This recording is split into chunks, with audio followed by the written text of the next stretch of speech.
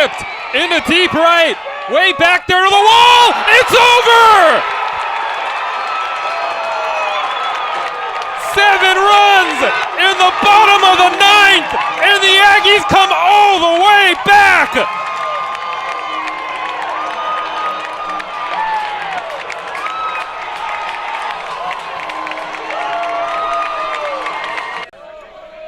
Full count. This will give everybody a head start. Swing and a drive into left center field. Howard on the move, goes into a slide, and he's got it. That ends the inning and probably keeps the Aggies in front. Tyler Howard with a heroic catch in left center field. And here is Patrick Hackworth, who grounds it to second. Leahy shovels it with a glove. Gavea to first. Double play. How did they get out of that? Aggie defense sparkles again. And we remain tied going to the bottom of the 10th. UC Davis trying to send their seniors out with a win in their final home game of the season and spoil a possible NCAA tournament bid for UC Irvine. It's UC Davis and UC Irvine coming up here on ESPN Plus, the final game of this 3-game series. And welcome inside the Dobbins Stadium press box, everyone, alongside the Cal Aggie Hall of Famer Bob Dunning. I'm Greg Wong. Well, Bob, we'll get to UC Irvine in a second. They've taken the first 2 games of the set, but first, UC Davis, plenty to play for today. It's senior day and a chance to send 3 seniors that have been so important to this program out with a win. James Williams III, Nate Freeman, Nathan Pang have really led this team through a transition into the next chapter of UC Davis history. Yeah, which it's one of all the postseason plans that the NCAA has. I think it's the fairest of any of the sports because it tests a lot of, you don't get tossed out for a bad day or somebody doesn't have their best day pitching. Gonzalez with his second hit today, and he can run, and he's easily able to drop anchor at second base with a leadoff double against Frucci here in the 5th. Making up for that 0 for 5 yesterday. You knew that he was going to come out guns a-blazing tonight. 2 for 2 with a sac bunt, and that's just exactly how you draw it up. Served it the other way inside the chalk. Yeah, I think when you have a good hitter like him, you kind of just – he ends the game yesterday in his last at-bat lining out to left field, and that's just a little win in his case right there. He's kind of just building up, seeing himself hit a good ball the other way left side, and then you see here today he's got 2 hits already on the board. Naganibon, perfect bunt. Williams. So they practice laying those down. I mean, JD, when you're a hitter like Gonzalez, or any hitter for that matter, you go hitless in a game, and it's pretty easy to overreact, especially in college where you don't have as many at-bats as, say, in the pros, and you just have a lot more to analyze. So do you make many adjustments if you take an 0 for 5 like a good hitter like Gonzalez did yesterday, just kind of go back out and try the same thing again? I think you got to go out and try the same thing again. I mean, he had some tough matchups yesterday, lefty on lefty for pretty much the entire day. Yep. That's never easy on any hitter in general. So. Well, plus, if the 0 for 5 is you hit 5 line drives and they just happen to be at somebody, or did you strike out 5 times? Yeah, exactly. In baseball, you're going to have those days where, and like I said, he lined out on his last at bat, which was a good piece of hitting on his part. So he just wasn't rewarded, and today he's getting rewarded. Exactly, yeah. Had the ball that was caught by Woldridge yesterday, that sliding grab. So he's at third. The Aggies this time play the infield in, and Becker does it again. Right up the alleyway and past Woldridge. This is going to be 3. Becker tearing around second, on his way to third. It's another triple for the Matadors. And just like that, CSUN back ahead here in the 5th. Becker does it again.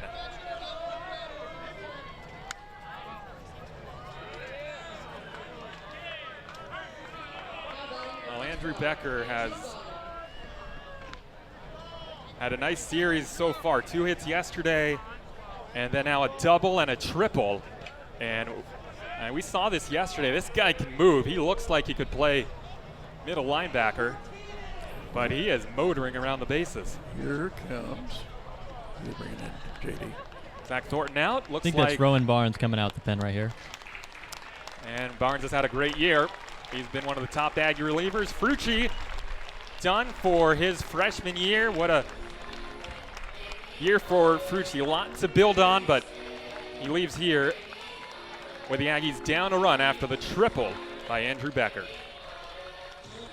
Well, I think for Ned Frucci, when he has a chance to look back on this freshman year, he'll be proud of the strides that he made. He's a guy that I think you can just slot right into the rotation next year. This Aggie pitching staff that Zach Thornton has taken command of, and they have turned in one of the best staffs in the Big West. So Frucci, who came in to this game with an ERA around 5, is going to end his year with an ERA right now 4.98.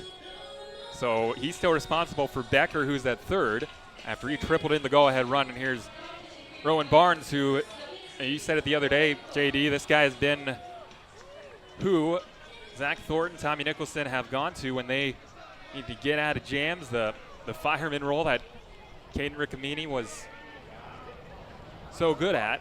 And Barnes has taken over and been outstanding, and now he is trying to hold this to just a one-run game as Ghana swings and misses. Aggie infield in.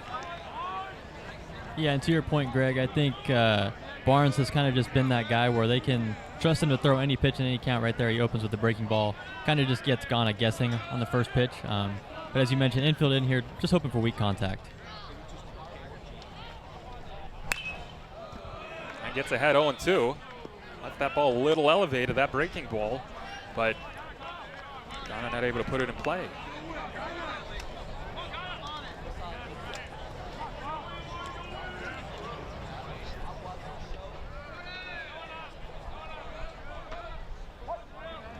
So the Aggies again infield in full out run prevention mode now. It's a good 2-strike pitch, just missed the outside.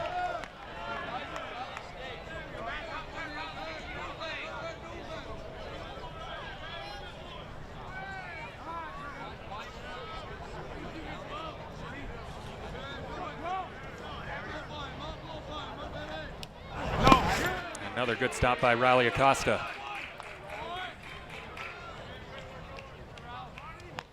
This will be interesting to see what Zach Thornton calls right here in this scenario. He's kind of been going with the away breaking ball. Ghana's eyes are kind of out there right now, looking the outer half. Let's see if he tries to get him off the plate here with the inside fastball. And Zach Thornton, for those who don't know, he calls all the pitches from the dugout. That's usually the case across college baseball. Pitching coaches call the pitches.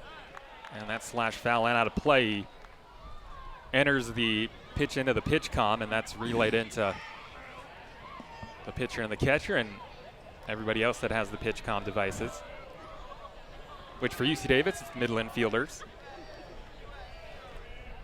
So 2-2 the count with Will Lindbergh on deck, who has also had a big series. Stabbed at short. Gavea's coming home, and he is out by a mile on a ball that was just hammered by Ghana, but it was right at Alex Gavea, and he said, I'll take that. Really surprised. Really surprised they sent the runner. This left his bat at 104 miles per hour, but it was right at the drawn-in infield. And what's that read by Becker at third, JD? Yeah, just based on his secondary right off the pitch, he's getting a huge lead. So he must be telling him on contact right there to go. That's a call from the dugout, right? But or the third he's base probably coach. hearing it from the third base coach right there. It looked to me like he did hesitate, though. Like he had a chance to go back. At that point, maybe he could have gone back, maybe get in a pickle to try and get the runner into second right there, get into scoring position long enough. But because that ball took no time getting to Gavea. Well, Ghana runs well, too, so he probably believes in his speed. Here is Lindbergh, who rolls it left side. Gavea again, and way too late. And now taking off for third is Ghana. And nice base running by him. What do you call that, Bob? That's a freebie, right? That's a freebie. That's the 90-footer. Yeah, that's unfortunate right there. Maybe you want to see Alex hold this ball right here in this scenario, just because with it being so weakly hit and you're not having your pitcher kind of covering for you at third, that's just tough overall. And then, as you can see, the CSUN making advantage of their Aggie miscues. And obviously Alex Gavea, he really believes in his arm. But not much of a chance to get Lindbergh there. Just no play there. So here is Cameron Calvillo. And he takes low for ball one.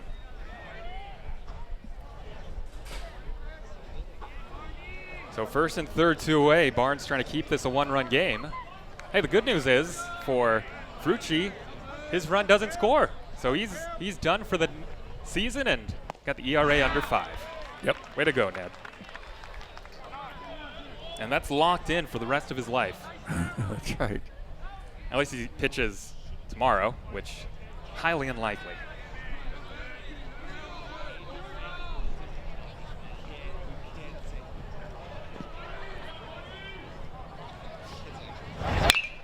Popped up.